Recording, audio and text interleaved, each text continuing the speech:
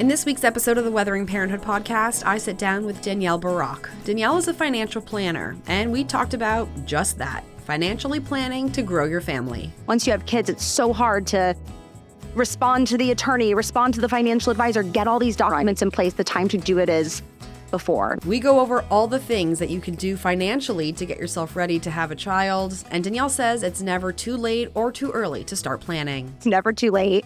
And if you find somebody who vibes with you and connects with you, they're going to meet you where you're at. Right. And you'll be able to troubleshoot and game plan with the amount of time you have. Let's say someone's now starting to think about, family planning. This is, like prior to them having children. Maybe one of the aspects that they're thinking of with their partner is we got to start like the financial planning side of it, which is maybe not something people always think about.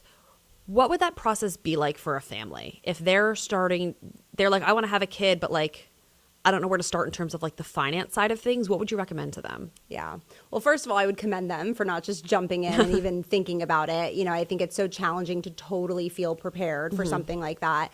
There was kind of a joke my grandfather had said a long time ago to my father. It's like, if you wait till you're ready, you'll never have kids. Right. And I think that's so true. Yeah. I still feel that way. I'm like, am I ready to kids later? And when you think about the finance side, it can be really stressful. So my recommendation is to definitely sit down with a financial advisor, have a conversation with somebody you really like and you feel the connection with, and they'll walk you through several stages. So where I usually begin with my clients is first and foremost looking at the protection side. And I know it's not exciting. Nobody loves to talk about the protection side, but it's so important. And these are the types of things that we never have time for once the child comes. Right. So it's things like looking for, what does the budget and cash flow look like? A lot of times when people are just married, two income, they're comfortable, they don't really stop and say, what's coming in, what's going out, Right. Where is there some wiggle room, what's going to go away once the baby comes? And sometimes they need an extra set of eyes to kind of say, hey, you might not dine out as much, or hey, Right. you might not do this vacation as much, but it'll be replaced with this. Let's talk about nanny, let's talk about childcare, etc. And then also on the protection side, looking at what happens if I can't work again, whether that's because I want to or because I can't physically. What does Right. that look like? Is my income protected? So again, none of the fun stuff, but things that are just so important that if we don't think about before baby comes, then what happens if something goes wrong Right. and now we're strapped and in an uncomfortable situation? We want to avoid that at all cost. So cash flow, budget, income protection, and then lastly, evaluating life insurance. So especially for moms, if they are saying, oh, I'm good with life insurance, I have all of that through my employer. The question I usually ask is, well, right now you might think you're going back to work, but what if things change? What Right. if you decide not to go back? Right. Most of my clients, especially women, are like, hey, I don't want all of my benefits tied to my employer. Right. So just really doing that evaluation of, am I protected? Am I financially bulletproof? So no matter what comes up with baby, I have wiggle room, I have flexibility, and everybody's taken care of. That's a really good point, or even women who maybe go back to work and then decide after being at work for a certain amount of time, they do end up wanting to stay home. Exactly. It's important to have something there to fall back on, I guess, for lack of a better phrase. And so many people change their mind. I Right. think especially before you have your first, you think things are going to go this certain way and you're Yeah. so confident. And then you have this baby and they totally rock your world Yeah. and you're like, I never want to go back to work again. I want to stay home with my kid forever. Or I heard quite the contrary. Like, I do really want to work part-time, or I love my job, but I feel so uncomfortable with this, or how can I mitigate that? Or maybe I want to start a business because I want more flexibility. I mean, there's all the things under the sun. Right. But we just want to talk through all of those things, ideally either while you're pregnant or before you think about conceiving, just to look at your options and just to get educated. And my philosophy is the more we know, the better. Right. And if we can just do some of these preparations beforehand, because like we were talking about, once you have kids, it's so hard to respond to the attorney, respond to the financial advisor, get all these documents Right. in place. The time to do it is before. Right. Because And- things just get much crazier. And it's not like a cute, exciting thing where you're like painting your nursery. It's like No. the less cute, fun side of like, being a responsible adult and like having to have a family. Like, yay, we get to like paint the nursery and pick out cute furniture, but also we have to like do the gross stuff and like get life insurance. Like nobody wants to Yeah. think about that. Totally. I know. I always joke that, people, I'm not like the realtor where people are like excited to call and go house shopping. Right. Nobody's like, oh my gosh, I can't wait to talk about, all these challenging things. Yet they're so important. So my philosophy is just get it done, and then you don't really have to look at it again for a very, very, very long time. So I would assume the answer to the first part of my question is there's never a time, like it's never too early to plan, right?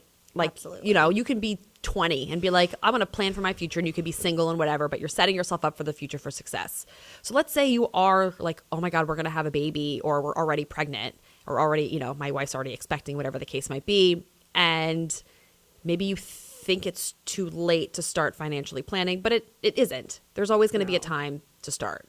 Yeah. No, it's never too late. It's never too early, and it's never too late. And if you find somebody who vibes with you and connects with you, they're going to meet you where you're at. Right. And you'll be able to troubleshoot and game plan with the amount of time you have. You know, there's been couples that I meet and they're like, we're thinking of, and they're so organized, way more organized than I ever was. You know, hey, we're thinking about this. You know, we're thinking about maybe considering family planning in the next 5 months. I see those people and I'm like, wow, you're incredible. You're so organized.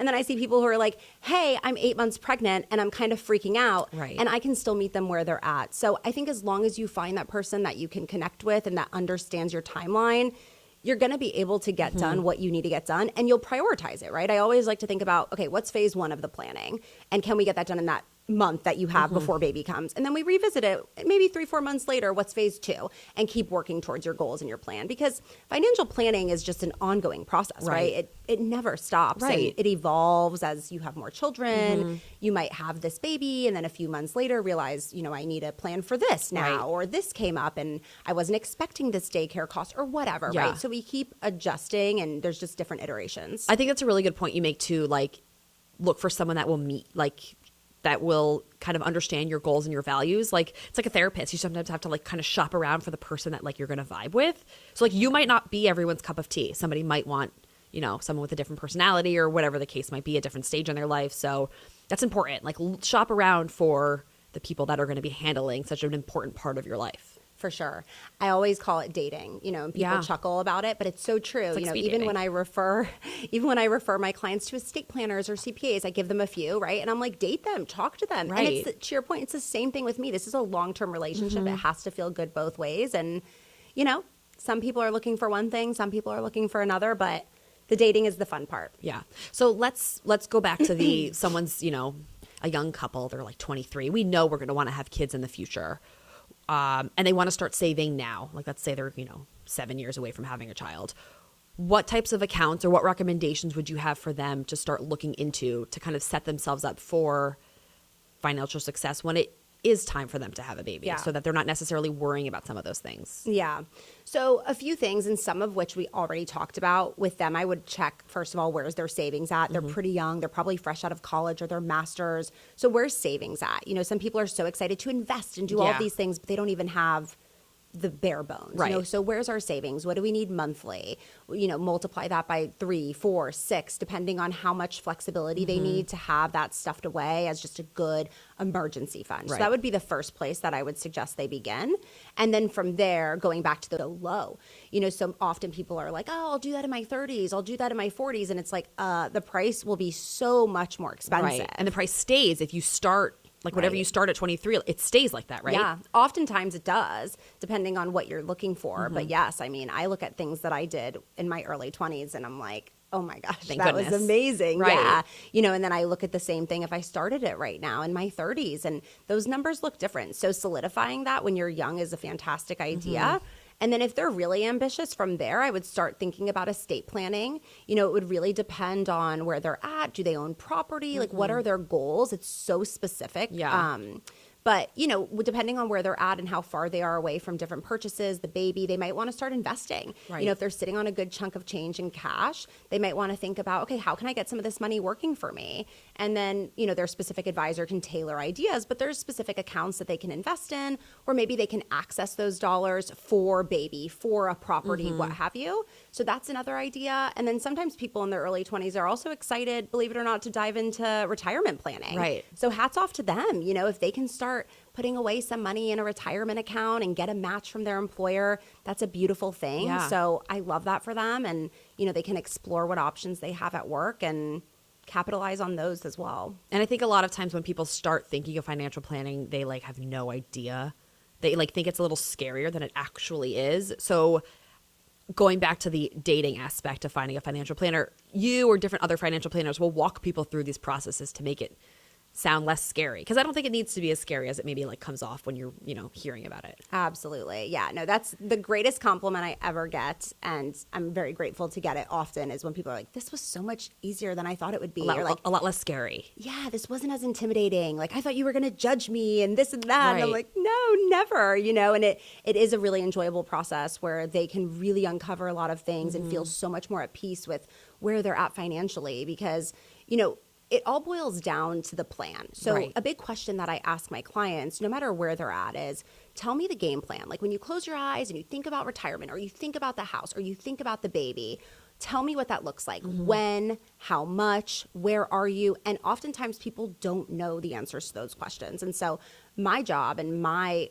focus is to bring clarity to that. Like I want you to be able to know, okay, I want to retire around this age, living off of about this much. When can I get there? And I think it's crazy how so often, especially people in our generation, are kind of like blindly saving, right? Like, I think this will work out. I'm doing the match at work. I think this will work out. But I think about it like this, Lauren, like if I just told you to come to my house and I didn't give you my address and you didn't type it into the map, you would just be driving down the highway and you'd be like, I don't know. I guess I'll get there in a few days. I don't know. And you would never do that, right? You'd be like, what's your address? Okay, I'll be there in 2.5 hours, whatever. And so it's the same thing with our financial plan. We want people to have that clarity to look in the mirror and to say, okay, I feel really confident with this. I feel confident that I can step away from work at this age. Now, if I want to, that's a different story. Or I can purchase this home with about this down payment at this age, and feeling really confident about like, what's this roadmap? And I just think a lot of people lack that, and they're scared to talk to the advisor, but the advisor is going to give them that clarity, which will help them just feel so much more confident about all of their next steps. You know what I mean? Yeah. And there are advisors out there that are young. They're not, I feel like a lot of times people think like an old person, like, behind their desk. Like there are relatable financial advisors out there that can work with you. Definitely. And work with young families or, people prior to their family planning. Definitely. Yes. So important to find somebody with a good connection and that also you can see yourself working with for a long time. It is a long-term relationship for sure. That makes sense. So you have 2 girls. We were talking before. What was it like, we'll go back to kind of the going back to work type of thing. What was that like having, both of your daughters and sort of starting to then balance what it is that you do and also applying your job? Because now you have expenses. You have diapers and, berries. You know how expensive berries are and all kids want to eat is berries. You have to go to Costco. That's the best. But like buying diapers, and now you're sort of applying what it is that you do. So what was that transition like for you? That's such a good question. So my eldest is going to be 5 here soon. And so things are constantly changing, as you can imagine. She's about to start kindergarten.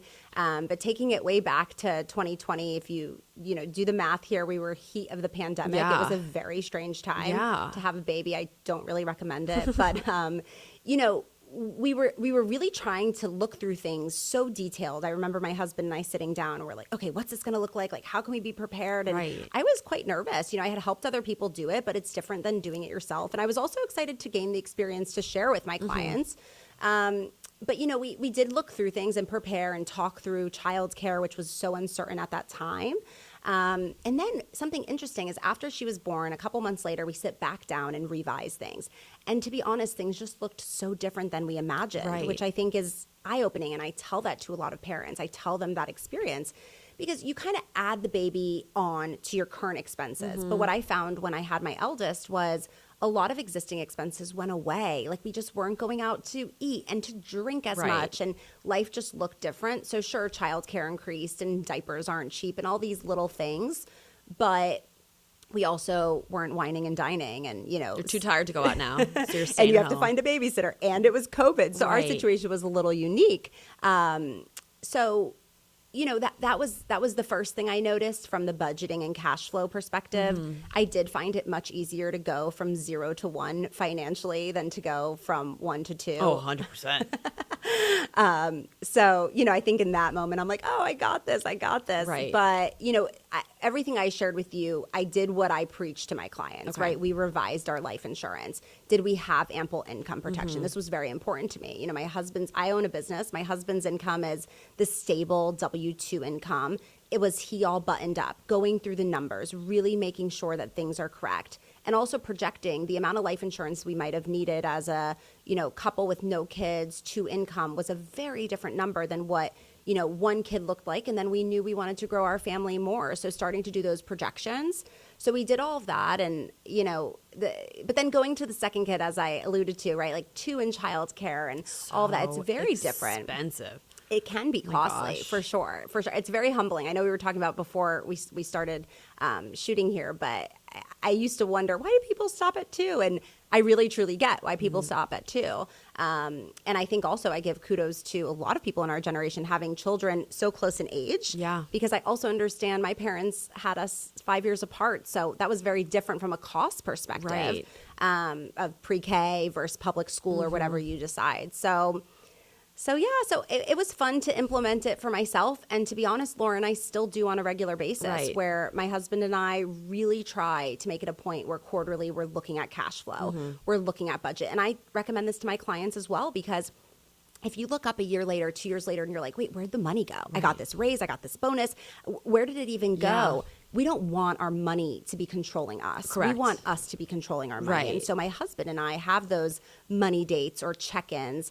And the reason that we do that is to be able to say, where is the money going? Is there a new subscription? Did my kids sign up for gymnastics? Did we drop gymnastics? Is there new school lunch? Whatever is changing things, not to, look at it and be so judgy of it, and not to look at it and overanalyze it, but to just have clarity on what's going on. And so I am a student of what I preach, and I really try to lead by example in that space. But it is hard work. I always say it's fun to add a glass of wine, make it a little more enjoyable when you do sit down and have these conversations, especially after the kids go to bed and you're just tired. What a you fun don't want date to do night. It. But like 30 minutes once a quarter, it can be such a world of difference. It's important. I think it's really important to do it if you're sharing all of these wonderful things.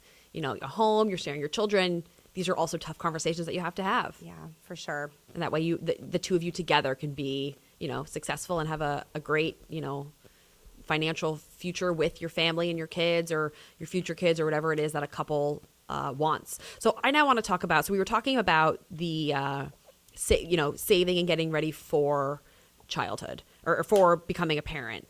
So let's now talk about your child's here. And you want to start saving for them. You want to set up a college fund or a custodial account or just some kind of long, maybe medium-term investment or so for them. Where do you start? What are the different types of accounts people can kind of get their kids set up for? So before we jump into that question and answer that, I will say that I see this all the time, Lauren, where people just want to save for their kids and they've done nothing for themselves. Okay. So the first thing to do is to really turn inward and say, am I set up for myself? Because the old adage says there's no scholarships for retirement, right? And it's so true. And so I hate to be a broken record, but we have to make sure we're taking care of ourselves. What do our retirement projections look like?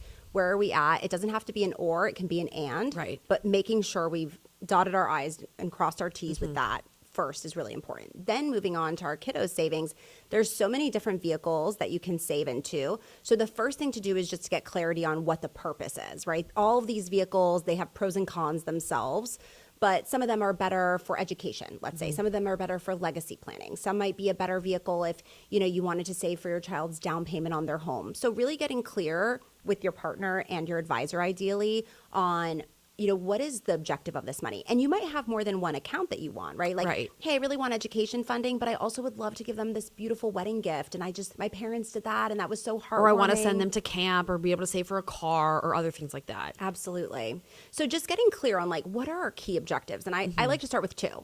So that's a good place to start. We don't want all these accounts spread out. Right. And we also want to really be methodical because what happens a lot is I'll meet people who started accounts on their own. Maybe they weren't working with an advisor. Maybe they didn't do this activity of just really thinking about their values and what they really want. And then they start these accounts and then we go over them and they're like, I didn't really want that. Right. Because some accounts give children access, let's say at 23 or 25. And then people look up and they're like, wait a minute, I didn't really think I should manage that amount of money at 23 or 20. So really understanding, do I really want this type of account? What does it, serve for? So that's the first thing. What are the objectives? What do I want? And then there's so many different routes you can go. So here in Florida, I know most parents have heard of Florida Prepaid. That can be a great program. That's an option to look at if it's a good fit for you. You know, you and your partner can discuss that. There's also 529 plans, which are an excellent option for education funding. There's other accounts that can help fund private school education that you can look into. And then there's other accounts that might just be more liquid earlier on. Like you said, like, hey, I might set this money aside and send my kid to sleepaway camp or to buy their car.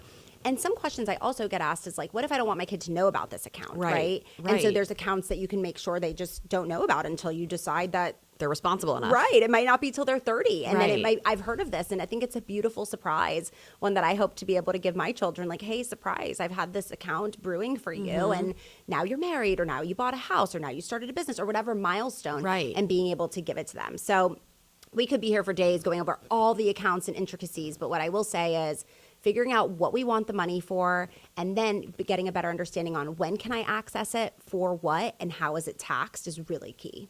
That's good. That's good to know. Tax. You want to keep as much money as you possibly can when it comes to those accounts. Exactly. You want to be able to give, if you're giving your child something, as much as we can avoid, of course, the taxes on it. It's a big conversation I have every day is get familiar with those taxes because they're not going anywhere. Yeah, and I guess get familiar with the types of accounts that you want and what is your goal for your child. Is college important? Is the car important? And of course, they're going to be for different things for different people. So, it's important to kind of list out your goals and then bring those questions to an advisor to kind of figure it out, because everyone family is going to be different, and maybe even you and your partner are different. Like I feel like not that my husband and I's goals are different, but I think we both maybe thought two different things at two different times, and so we're both kind of sort of figuring this out together. Yeah, and also even the children might be different, right? You might have a child that you're like, oh my gosh, they're so college bound. They're going to probably go to med school. I can just tell, like, their passion. Right. And then you might have one child that you might say, they're really into a trade. Right. They're probably going to go to some sort of technical school, or they really love doing hair. They're probably going to get a certification at a beauty school. So those also look so different. Yeah. So understanding, can my dollars be transferable? Can they work for both types of children? Obviously, one type needs a drastically different amount of money. So as our kids get older, we start to see their true colors and what they might want. But early on, it's hard. We all have this vision, but who knows? And I think another thing in terms of like the intimidation factor, a lot of times people think like, oh, I have to save like so much money for my children. But like, you could start small. You could put $50 a month away for them. And by the time they're 18, that's going to grow into potentially several $1,000s. It doesn't need to be this like large cash amount. So people think about like budgeting, and I don't have that much money. I don't either. And we put like $50 away for my kid a month. And like, that's enough, because by the time he's old, it'll be worth something a lot more than $50. You're so right, Lauren. So many people think it needs to be this massive amount to make an impact, right? But you're right. Something is always better than nothing. Right. Always. Yeah. Start small. And if eventually you can grow it, great. But if for now it's just $50. Yeah. And some of these accounts too can be really great when grandparents or aunts and uncles are like, hey, what millionth toy does your child want? We don't want toys. We want money. We want cash money. And they can put it straight into these accounts, right? So you can set it up that way too. Or you could say, hey, mom and dad, hey, grandparents, right? Like, we don't need enough dinosaurs or cars in the house. But we would love to go to college, and we need pencils. Let's just put that money books in there, right? And that can be awesome. And grandparents want to know where to put that money. That is a discussion I've had with my in-laws. Like, what my mother-in-law has asked me, like, how can I be a good grandparent? What's something you would like? And I go, just education. Like, they're gonna get toys from their friends for their birthday. Like, you don't need to give them another thing. Like, and I don't know about your kids, but my kids play with the same like 3 yes. toys, so they have this abundance of toys that like messy. If I get rid of them, they won't even notice. There are literally my child's toys like on some of these shelves. He has no idea that they're not that he doesn't know that they're not in the house. He has yet to ask for any of these. So give the gift of college this year for 18 years down the line. So I feel like we sometimes hear the phrase like, if you wait, like we said at the beginning, if you wait for the right time to have a child, you'll never have the right time. But in terms of finances, is there ever a bad time? Like, do you know what I mean? I feel like sometimes it's a weird kind of question to ask, because I feel like some people are like, you should always have a child whenever you want, but like, could there financially be a wrong time if you are trying to plan to have one? I think it's a good question. And, if a client called me today asking this, my answer would be no. I think it's a beautiful thing to grow your family. I do think that there's smarter ways of doing this, right? Like all the things that we talked about earlier on in our conversation of just like assessing your money and knowing what's up and understanding and having that conversation. Am I staying home? Are you staying home? Who's watching this baby? Like, if I ask a couple, like, tell me about your childcare plans and they're clueless, like, that's a little concerning, right? Yeah. But I don't think that should stop you from having a child. I think that, most Americans, thankfully, can figure it out, especially with one child. And they do. I think that's the most beautiful thing about parenthood is that we're scrappy and we figure it out. We do figure it out. We absolutely figure it out. Yeah, but I think it wouldn't hurt and probably would help ease your anxieties, right? To be able to sit back and say, okay, let me do some smart things on the front end. Let me see how I can save on childcare. Let me start having these conversations now. I have a great friend who has an incredible childcare situation where she has like the great grandmother watching a few days and she's with the baby another day, and she puts together this beautiful thing, but that takes planning, right? And in the end, she did end up saving money. That wasn't the intention initially. But, I look at that and I think, wow, like that's some really good planning. So planning doesn't always have to be with dollars and cents. It can be with what's the vision? What does this look like? And just taking a step back and having the conversations with your partner now, right? To say, what does this look like when I take a few months off? What is the maternity benefit that I get? Or what is the paternity benefit? Thankfully, we're seeing this a lot more for men. But what does this look like? How can we make this work? And what are the goals of both of the parents? To stay home, to not stay home? What is the family going to look like? So I think it's less about the right time and more about taking the initiative to have the tough conversations like you were saying earlier. Yeah, they're important to have. They're not cute.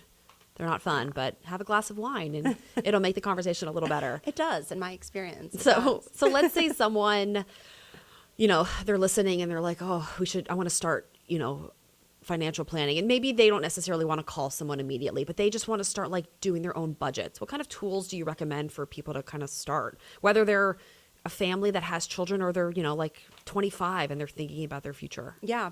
Well, budgeting is a great space to start. There's a ton of different options online that people can use. I hear my clients mention several different options online to download, to integrate credit cards and debit cards as a household so you can see the spending. So that's great. Northwestern Mutual also has a great tool that you can access. You can get a link. We can send that to you. I'm happy to send that to any of your listeners. And then it's a great tool to be able to really see all of the spending. If you want to go more old school, you can download a basic type of sheet that breaks down all of the expenses. Yeah. And my recommendation with that is to really get clear on not just a snapshot in time.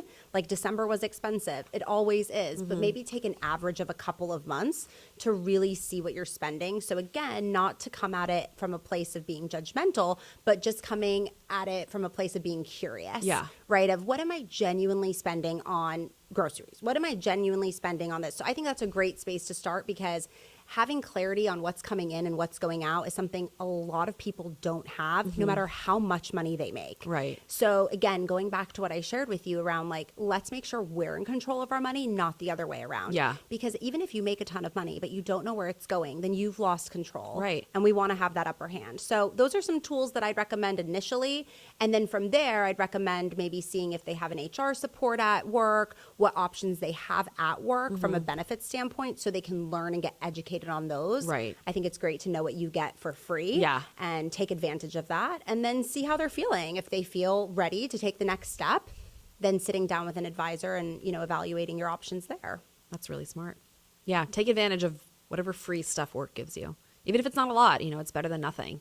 Yeah. Use the match. So many people have no idea what they get, Lauren. Yeah. No. I ask people every day and people don't know. Right. And that's part of our discovery, is to get clear on what you get, right? That's a part of your compensation, is not just your salary. What else are you getting? Right. What's that match? What's that insurance?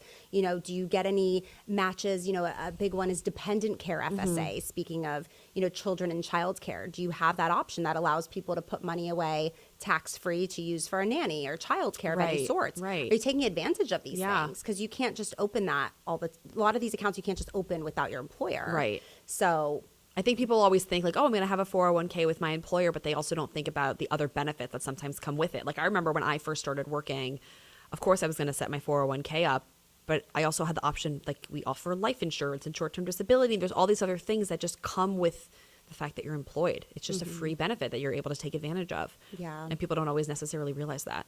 For sure. So gaining clarity on that is really, really helpful as a first step. And they might be like, wow, this is a lot. Okay, I need to let this marinate for a few months and then go from there. Yeah. So I want to change the subject, and we're just going to talk about motherhood really quickly. Before you had your first and even your second, what was something that you not necessarily weren't prepared for, but you maybe thought was going to be different when it came to just like being a parent? It could be financial related, like you didn't realize that berries cost so much, or just like even the berries. I mean, everyone's just like, my kid will only eat berries, and they're like $1 billion. Which and of course you're going to buy them. Of course, so you can't say no to them. Yeah. It's the only thing they'll eat. But they're also berries, right? Like you're not. It's not like they're trying to eat like chips, right? So. Exactly. So if they want to eat something healthy, you're going to buy it for them. So what was something, if you're able to think on the spot, that you weren't necessarily expecting before you got pregnant, or when both of your girls came? Yeah. So I have two, one for each kid. And to be very vulnerable with my first, I know I shared she was born in the beginning of the pandemic when there was a lot of uncertainty. So for her, I kind of prepared when I was pregnant, throughout that pregnancy, that I would have a certain level of support and community that, as you can imagine, I really lacked. Right. So that was shocking and difficult for those very hot summer months, to kind of be alone and to not really know a lot with everything going on with the pandemic. And, my husband and I look back and we're like, it was just such a, I wish, I guess at that moment, I wish there obviously wasn't a pandemic, but I wish that, I was able to have more support and more community, because that really goes a long way, especially with early motherhood. I think motherhood in general, but especially early motherhood. I always said the best tool to have is other moms. There's nothing like venting in the middle of the night when you're awake with your baby. And person to person, 100%. Like we did the Zooms and it was great. But being able to go for a stroller walk or grab a cup of coffee. Have a play date. Yes. And just be able to be together and kind of commiserate on how exhausted you are. Like these are things I lacked a little. So, that kind of made my second a little easier. I was like, oh, wow, there's people around. Like I can actually hang out with them. But, for my second, what was surprising to me was definitely sibling rivalry. I think I'm still wrapping my mind around that, and my youngest is 2.5. But every day, I'm learning how – I think nobody talks about how to be a parent, right? We don't really study how to parent and how to be helpful and say the right things and not mess our kids up, and all the pressures that we put on ourselves, right? And watching this sibling rivalry, but also total love that they have for each other. And figuring out, how to not take sides, and all of that is still a challenge to this day. But I feel very grateful for the challenge, not necessarily in the moment. Right. But at the end of the day, I'm like, wow, that there's a lot of growth there, and they have each other, and what a beautiful opportunity. Yeah. So you got through it, and most of the time. Yeah. Hopefully we don't mess up our kids too much, We'll find out. We will find out. And so then I want to end here. I'm a meteorologist. We're going to weathering parenthood, weather theme, everything. So from this week, I'll share mine first. That way you have a minute or two to think about it. I like to ask my guests what their storm and their sunshine was. So what was something that was really tough that happened to you this week?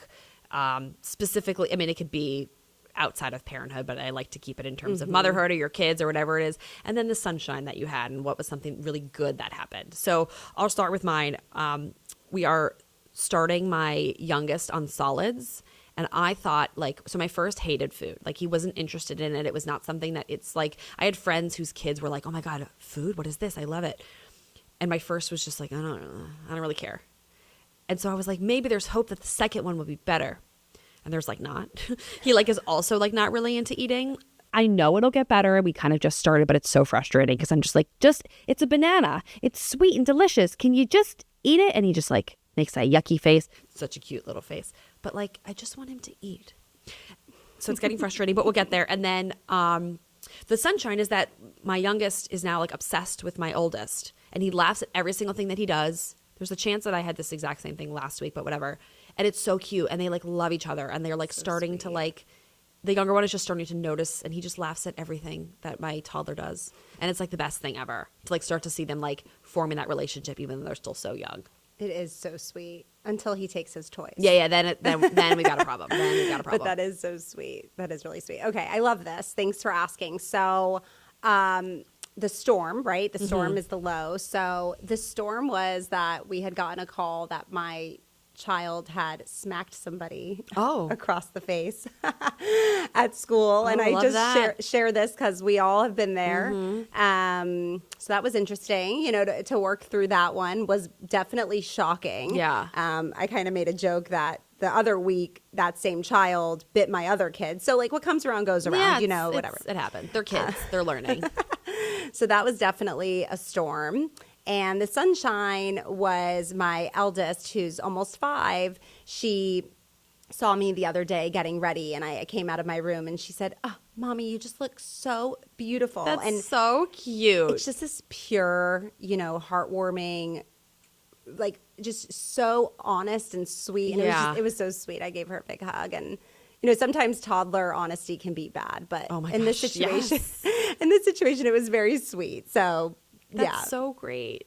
Oh, I love that. Thanks it's for all, asking. It's all worth it now. All I the mean, fighting I wouldn't they go do. that far. No, Just kidding. That's really sweet, though. I love that. All right, so if people have more questions or they want to ask you specifically about, you know, where they can kind of start their financial, you know, life, where can they connect with you? Yeah, I'd love to connect. They can find me on LinkedIn. I have a very active LinkedIn presence where they can also get more information on just different tips and tricks and links to different things. So they can find me Danielle Barak on LinkedIn. That's Barak. Or they can also find me on my website, which is Northwestern Mutual Danielle Barak. And they can Google that. It'll pop up. And I have more details, information, some personal information there. And there's also links on both of those to schedule a quick chat with me, to email me, just to get some more information to see if we're a good fit to connect. That's awesome. Love that. And I'll have all of it linked in at the bottom of this episode. Thank you all for tuning in, for watching, for listening. And we'll see you next time on Weathering Parenthood. Thanks for watching and listening.